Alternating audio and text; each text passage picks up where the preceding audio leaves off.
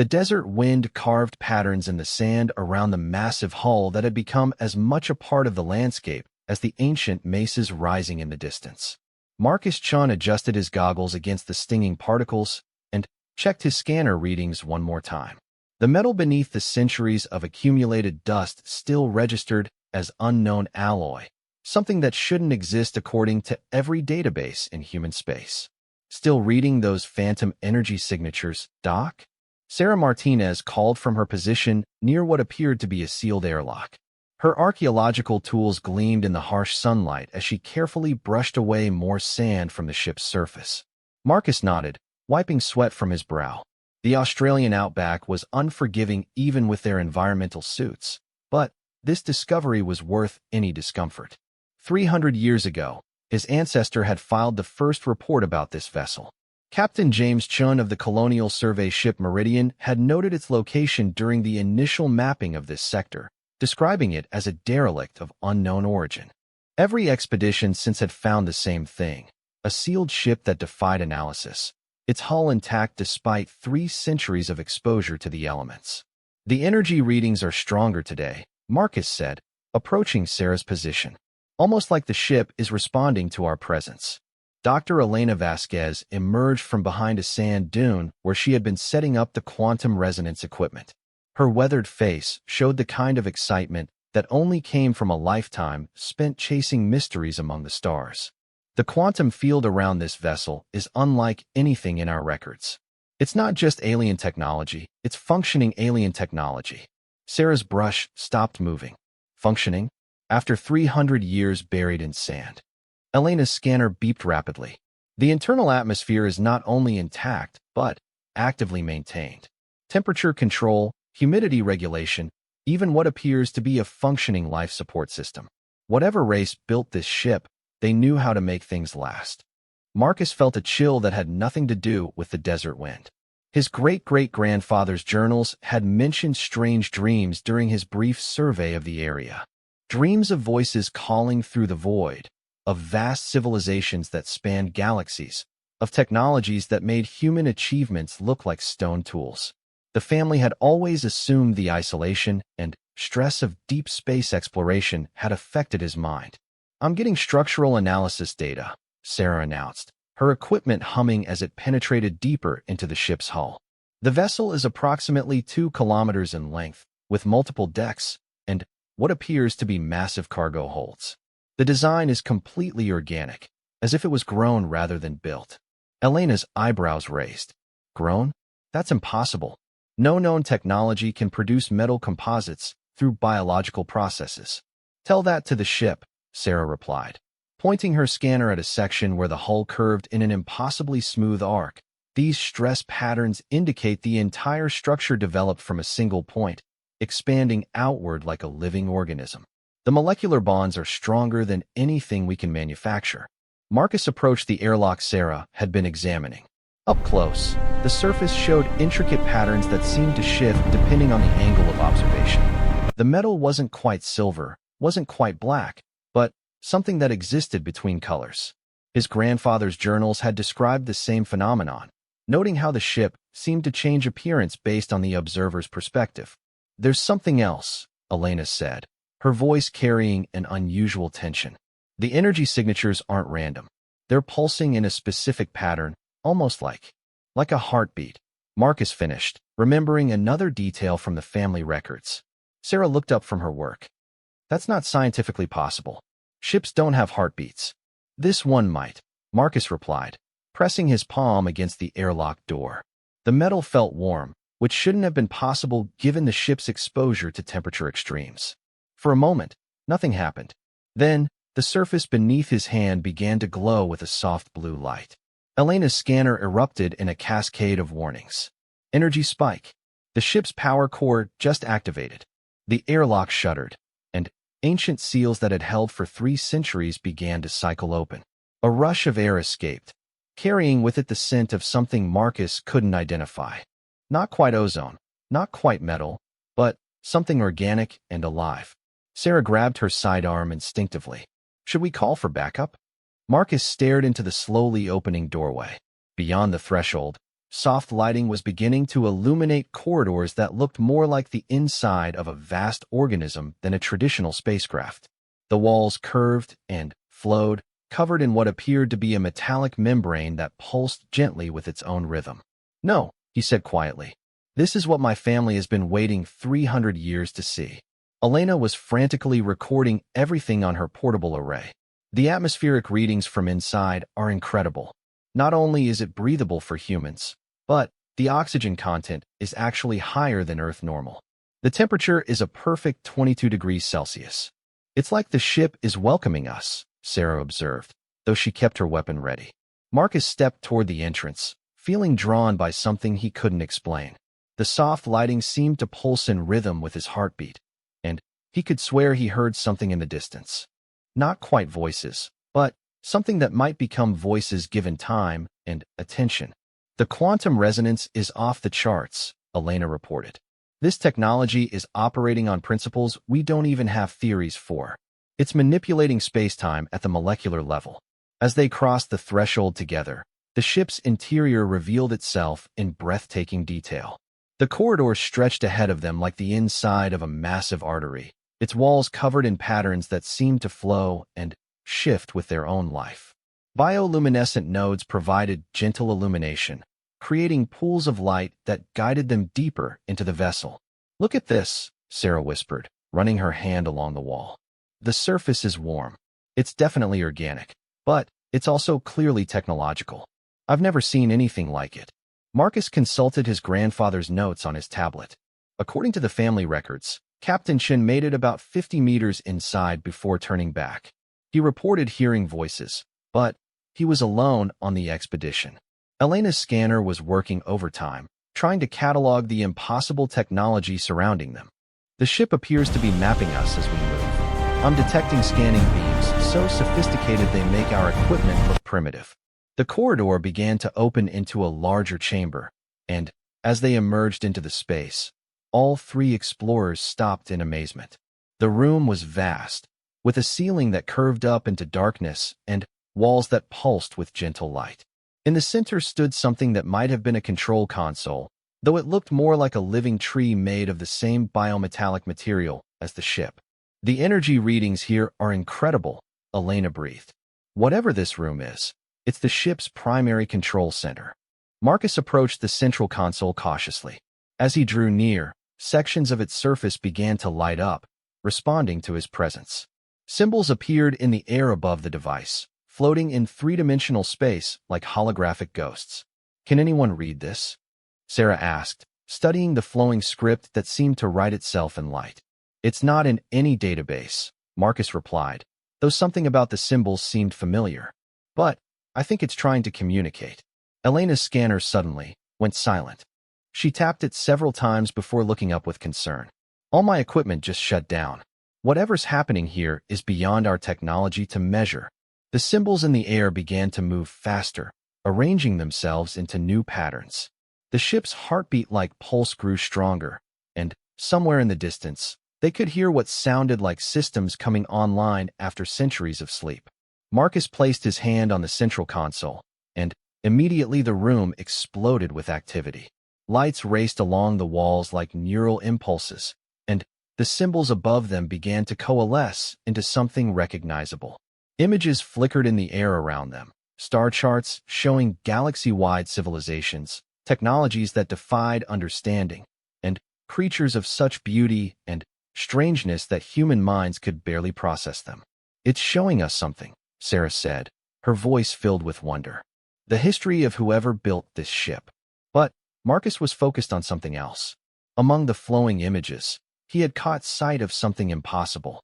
A figure that looked unmistakably human, standing among beings of obvious alien origin. The figure was wearing what appeared to be an early colonial survey uniform. "That's impossible," Elena whispered, seeing the same image. Humans hadn't made contact with any alien species 300 years ago. Marcus studied the image more carefully, and his blood ran cold. The figure in the colonial uniform bore an unmistakable resemblance to the portraits he had seen of his ancestor. Captain James Chin stood among the aliens not as a prisoner or curiosity, but as an equal, as if he belonged there. The ship's pulse grew stronger, and, somewhere in the depths of the vessel, they heard the sound of something massive beginning to wake up. Whatever intelligence controlled this ship had been waiting, and now it was ready to reveal secrets that would change humanity's understanding of its place in the galaxy. Marcus looked at his companions, seeing his own mixture of excitement and terror reflected in their faces. They had come here seeking answers about an abandoned ship, but it was becoming clear that nothing about this vessel was abandoned. It had been waiting, patient as the desert itself, for the right moment to reveal its purpose. The console beneath his hand pulsed with warmth, and, for just a moment, Marcus could swear he heard something that sounded like his name being called from somewhere deep within the ship's living corridors. The sound echoed through the ship's corridors like a whisper carried on an impossible wind. Marcus felt his heart skip as the ship's bioluminescent walls pulsed in rhythm with what could only be described as recognition. The voice, if it could be called that, seemed to come from everywhere and nowhere, reverberating through the organic metal around them. "Did you hear that?" Sarah asked, her archaeological training forgotten in the face of something beyond any textbook. Elena's equipment had come back online, but the readings made no sense. The ship's neural network is activating sections that have been dormant for centuries. Whatever just happened, we triggered something big. Marcus kept his hand pressed against the central console as images continued to flow around them. The holographic displays showed the impossible history of his ancestor among beings that humanity hadn't even imagined existed 300 years ago. Captain James Chun appeared in scene after scene, not as an explorer encountering aliens for the first time, but as someone who clearly understood their technology and culture. "Look at this," Marcus said, pointing to a particularly clear image. "He's operating their equipment. That's not first contact, that's collaboration." Sarah moved closer to examine the floating hologram. "The uniform he's wearing isn't standard colonial issue either. Look at those modifications, those additional devices. Someone gave him alien technology to integrate with his equipment."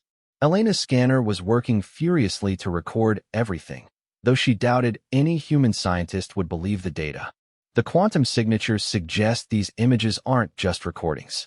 The ship is accessing information stored in space-time itself, reading the quantum echoes of past events. The console beneath Marcus's hand grew warmer, and, suddenly, the images shifted to show Captain James Chun standing in this very room.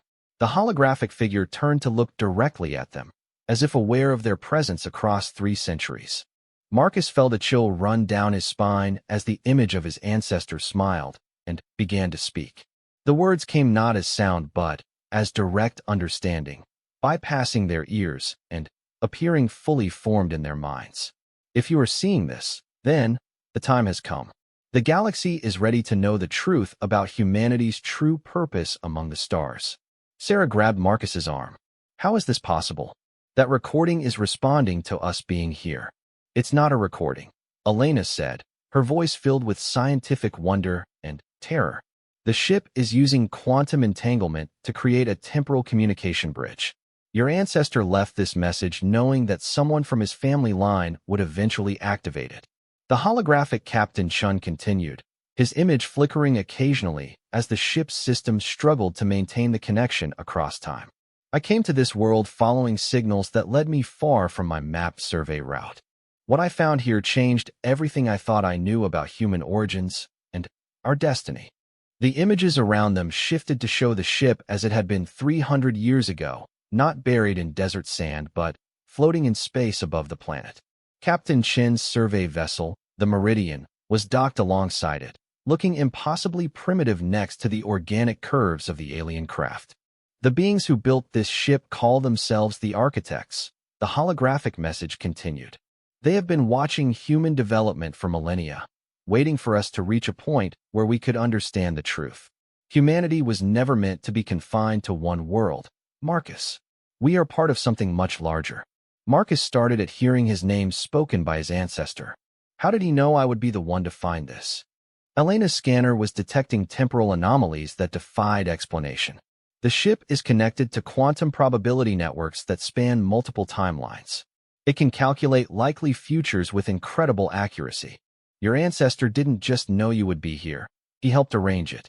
The images shifted again, showing vast space stations built around distant stars, teeming with life forms of incredible diversity. Among them, Marcus could see humans working alongside beings of crystalline beauty, others that appeared to be living energy, and creatures whose forms shifted and flowed like liquid thought. The architects have been preparing humanity for its role in the Galactic Collective, Captain Chin's message continued. But we needed time to develop our unique abilities. Humans possess something rare among intelligent species, the capacity for rapid adaptation and intuitive problem-solving that makes us valuable as mediators and explorers. Sarah was recording everything on her personal device, though she knew no one would believe it without seeing the ship themselves. This changes everything we know about human history. If aliens have been guiding our development, they haven't been controlling us, the holographic Captain Chin said, responding to her words as if he could hear them. The architects believe in organic development. They provided subtle guidance, placed certain technologies where we would find them, but every achievement humanity has made has been our own.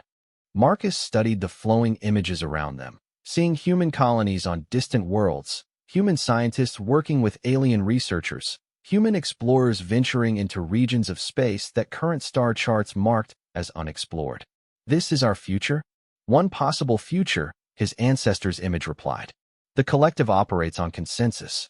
Every species must choose to join voluntarily, and they must prove they can contribute something valuable to the greater community.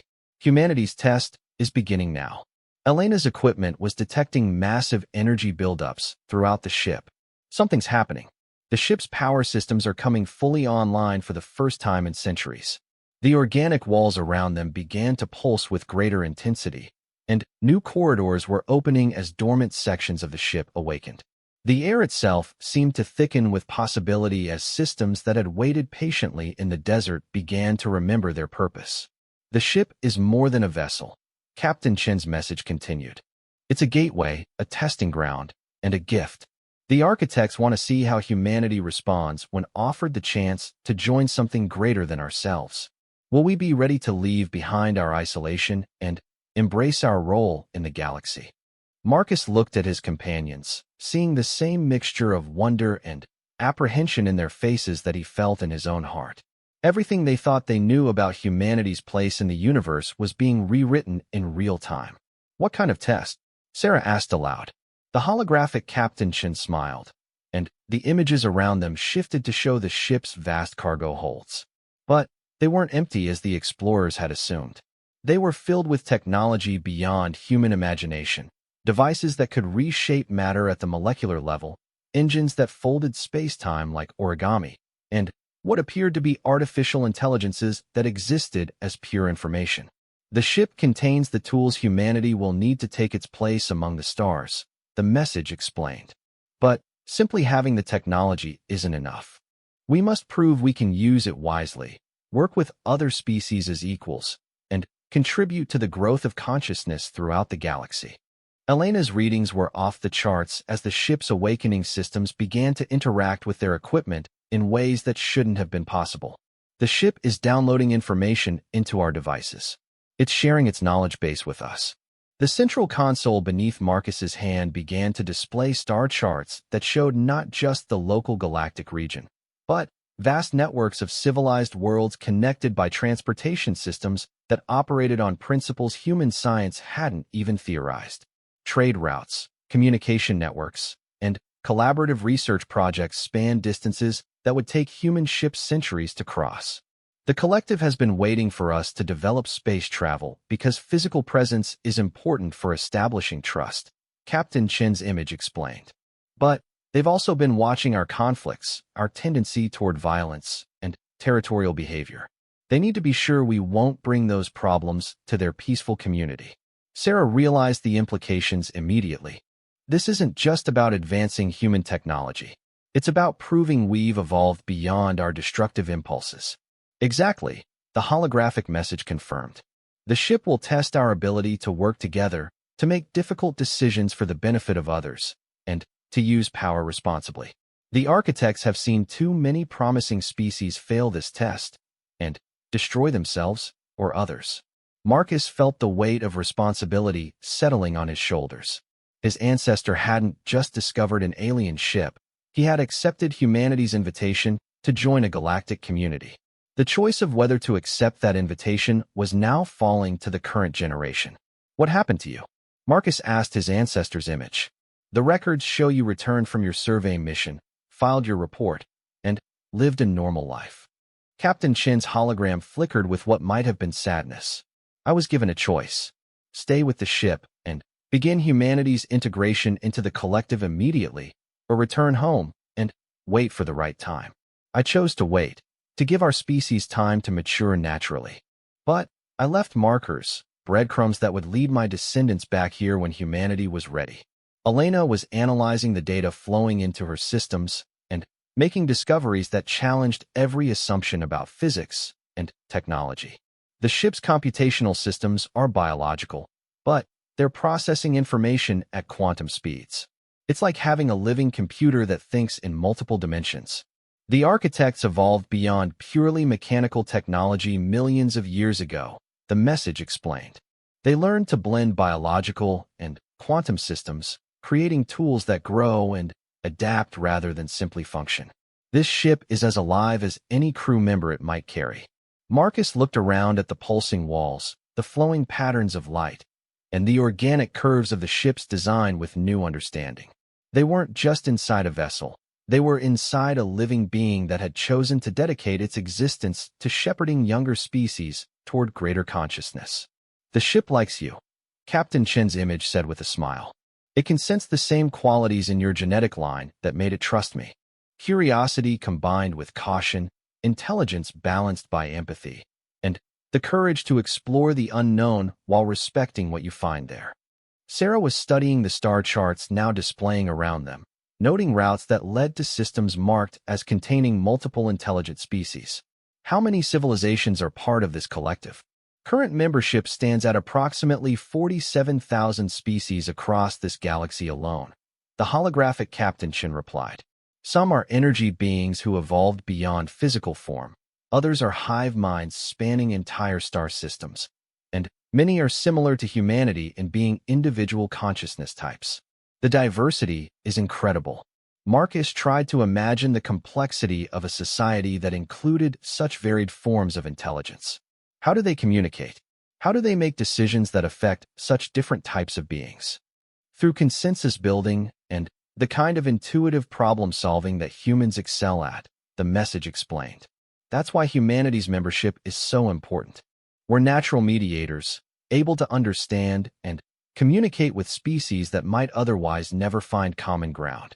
Elena's equipment was now fully integrated with the ship's systems, giving her access to databases that contained the accumulated knowledge of thousands of civilizations. This is beyond incredible. They have solutions to energy scarcity, environmental restoration, faster-than-light travel that doesn't require massive ships. The ship is offering to share all of it. But first, Captain Chin's image continued. Humanity must prove it can handle the responsibility. The ship will present challenges that test our ability to think beyond our own immediate needs and consider the welfare of others, even alien others. Are you ready to begin? Marcus looked at Sarah and Elena, seeing his own determination reflected in their faces. They had come here as archaeologists and scientists, but they were about to become humanity's representatives in a test that would determine their species' future among the stars. The ship's pulse grew stronger, and somewhere in the depths of the vessel, they could hear the sound of vast systems awakening from their long sleep. The test was about to begin, and the stakes couldn't be higher. Success would open the galaxy to humanity. Failure might mean remaining forever isolated, watching from afar as other species explored wonders beyond imagination. The holographic Captain Chun began to fade, but his final words carried the weight of 3 centuries of waiting. Remember that you carry not just your own hopes, but the dreams of every human who has ever looked up at the stars and wondered what might be waiting out there. Make us proud. As Captain Chin's holographic image faded, the ship around them transformed. What had been a gentle awakening became a symphony of activity as systems that had slumbered for 3 centuries burst into full function. The organic walls rippled with patterns of light that looked like neural networks firing across a vast brain, and the air itself seemed to hum with purpose. Marcus felt the console beneath his hand pulse with warmth that spread up his arm and into his chest. For a moment, he experienced something impossible, the sensation of the ship's consciousness touching his own. It was vast and ancient, patient as stone but curious as a child. The architect technology didn't just think, it felt. And right now it felt hope. The ship is establishing neural links with all of us, Elena announced, her scientific training warring with wonder as her scanner readings defied every known law of physics. It's not invasive, it's more like offering to share perspectives. We can refuse the connection if we want. Sarah was examining new holographic displays that had appeared around the central console. Star maps showing the local galactic region rotated slowly in the air, with thousands of points of light marking civilized worlds. Look at this network. They're all connected by something that looks like artificial wormholes. Travel between stars would take hours instead of years. The quantum tunneling system, Marcus said, information flowing into his mind from the ship's vast database. The collective built transportation networks that fold space-time, allowing instant travel across galactic distances. But the technology requires cooperation between multiple species to maintain. Elena looked up from her readings with excitement. That's the test, isn't it? The ship is going to see if we can work with alien intelligences to maintain something larger than any single species could handle alone. The ship's response came not as words but as understanding that appeared directly in their consciousness. Images flowed around them showing the construction of the tunnel networks, massive projects that required the combined expertise of dozens of species. Some contributed raw materials from their home systems, others provided energy from their stars, and still others offered computational power from their vast collective minds. Humans would contribute our adaptability and problem-solving abilities, Sarah realized, studying the complex interactions shown in the holographic displays. When something goes wrong with a tunnel network, you need species that can think quickly and find creative solutions. The ship pulsed with approval, and new displays appeared showing crisis scenarios. A star-going nova that threatened to collapse part of the network. Hostile forces attacking transportation hubs. Technical failures in systems so complex that no single species fully understood all the components. Show us, Marcus said aloud, feeling the ship's consciousness waiting for permission to begin the test. We're ready. The chamber around them dissolved, replaced by what appeared to be the command center of a space station larger than Earth's moon. Through massive transparent sections, they could see the swirling colors of a quantum tunnel entrance, with ships of dozens of different designs arriving and departing in a carefully choreographed dance. But something was wrong. Alarms were sounding in frequencies that human ears could barely detect, and the station's alien crew members were moving with the urgent efficiency of beings dealing with a crisis. Marcus found himself standing at a control panel covered with symbols he somehow understood, though he had never seen them before. Tunnel collapse in the Andromeda Junction, Sarah reported from another console, information flowing into her mind from the ship's neural link. If it fails completely, 47 star systems will be cut off from the collective. That's billions of beings who depend on the network for everything from food shipments to medical supplies. Elena was accessing the station's technical databases, her archaeological background suddenly relevant as she studied the ancient technologies holding the tunnel network together. The collapse started when a new species tried to integrate their technology without understanding the harmonic frequencies required. Their systems are creating interference patterns that are cascading through the entire network. Marcus studied the tactical display showing the affected region. The new species, called the Varani, had recently been invited to join the collective and had been eager to contribute their advanced energy manipulation techniques. But their enthusiasm had led them to make modifications without fully understanding the delicate balance required. Can we contact them directly? Marcus asked, finding that he could interface with the station's communication systems through thought alone. They're not responding to standard protocols, Sarah replied, her display showing attempted contact attempts in dozens of different languages and communication methods. Their technology operates on principles that are incompatible with most collective systems. they might not even realize they're causing a problem. Elena was deep in the technical readouts, her mind processing information about quantum field harmonics and space-time manipulation that would have taken human scientists centuries to develop.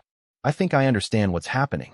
The Varani technology uses quantum resonance patterns that are beautiful and efficient, but they're creating standing waves in the tunnel matrix.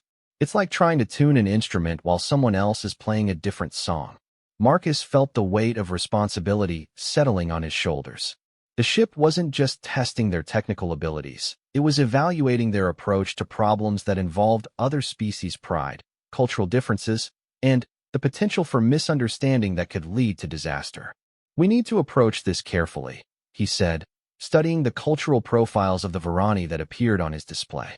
According to this, they're a proud species that values technological innovation above almost everything else. If we simply tell them they're wrong, they might withdraw from the collective entirely.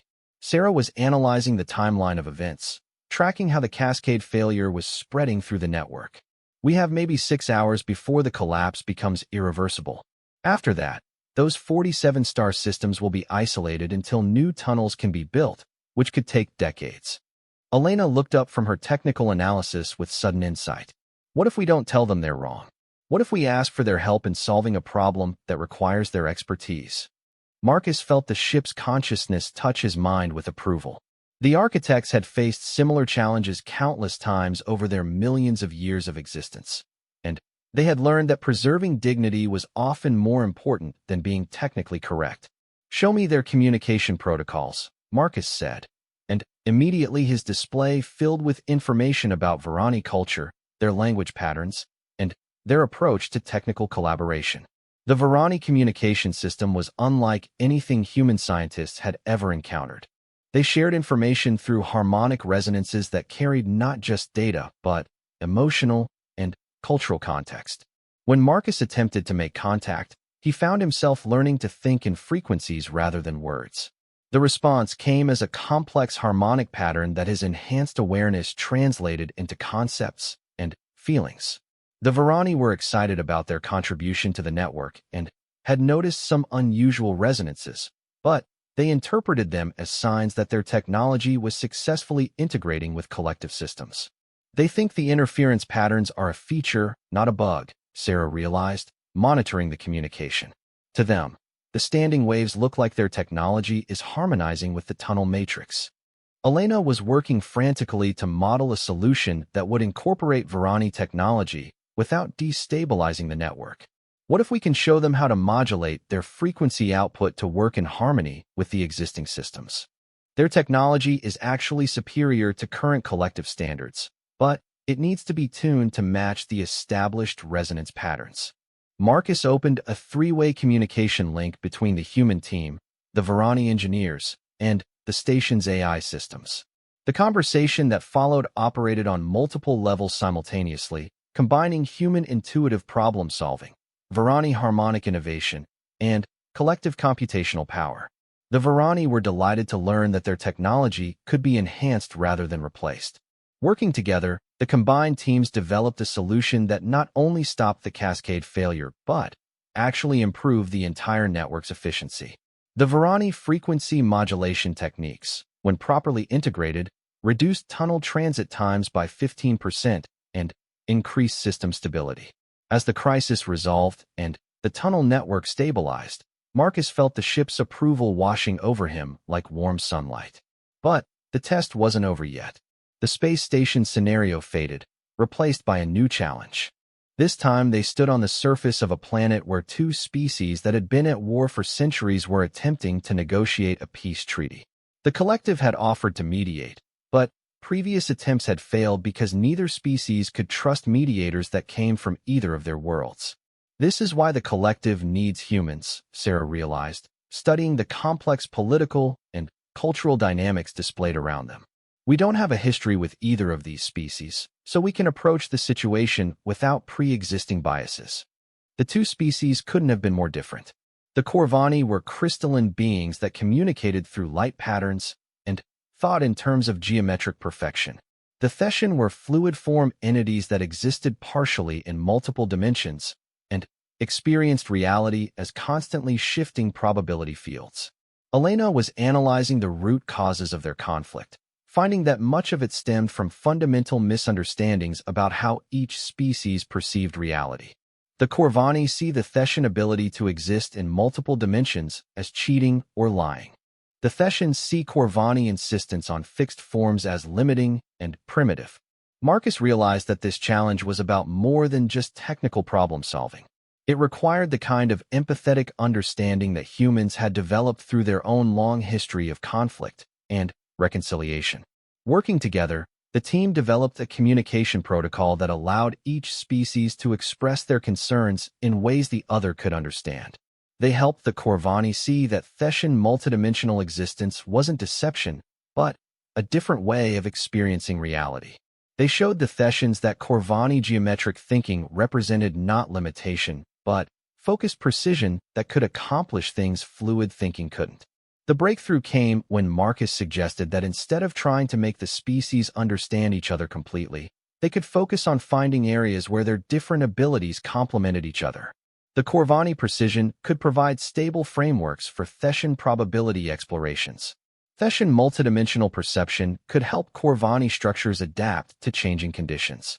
As the peace negotiations succeeded and the two species began to explore collaborative projects, the test scenario faded once again. But this time, instead of presenting a new challenge, the ship returned them to its central chamber. Captain Chen's holographic image reappeared, but now he was joined by figures representing dozens of other species. The diversity was breathtaking. Beings of pure energy, crystalline entities that sang their thoughts, creatures that existed as living clouds, and others whose forms defied easy description. "Welcome to the collective," Captain Chen said, his image now solid and clear.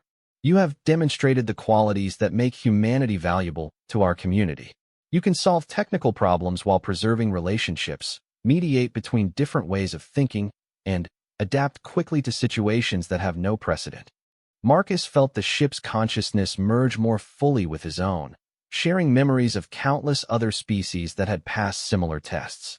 Some had focused only on technical solutions and failed to consider the social implications.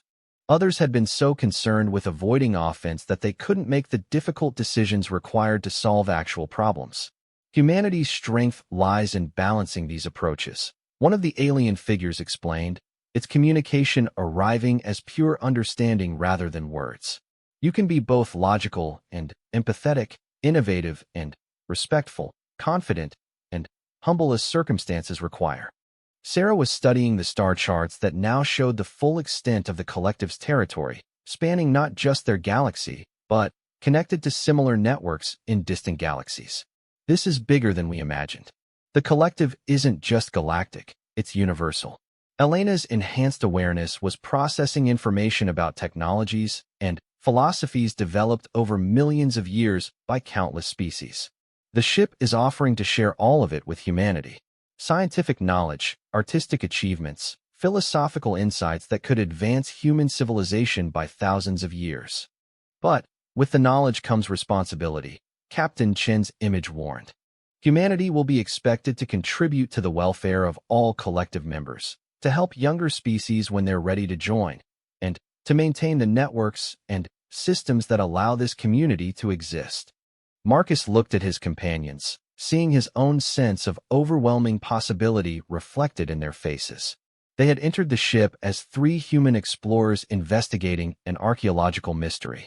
They were about to leave as ambassadors for their entire species, carrying with them the tools and knowledge to transform human civilization.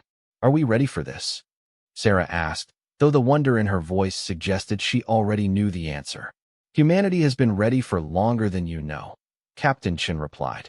"The architects have been watching your development, and every advance in human science, art, and philosophy has moved you closer to this moment. Your literature explores the complexities of consciousness, your science questions the nature of reality, and your diverse cultures have developed every form of thinking and problem-solving that the collective values." The ship pulsed around them, and Marcus realized that its consciousness was preparing to separate from the desert planet and return to active service among the stars. But it wouldn't be traveling alone. The ship wants us to come with it, Elena said, amazement clear in her voice. It's offering to serve as humanity's introduction to the collective, our embassy, and our home base as we begin to explore our role in the galactic community. Marcus felt the weight of decisions settling on his shoulders, but for the first time since entering the ship, he felt no uncertainty.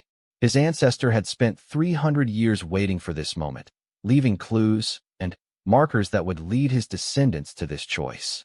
Yes, he said simply, and felt the ship's joy resonating through every organic fiber of its structure.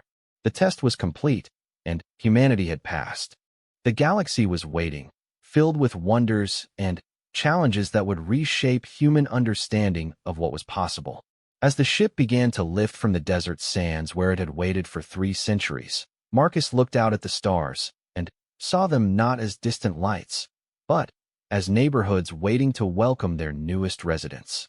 The adventure was just beginning, and humanity was finally ready to take its place among the infinite diversity of conscious beings that called the universe home. The abandoned ship in the desert had become humanity's chariot to the stars, and Marcus Chun, descendant of explorers, was about to become the first human ambassador to a galactic civilization beyond imagination.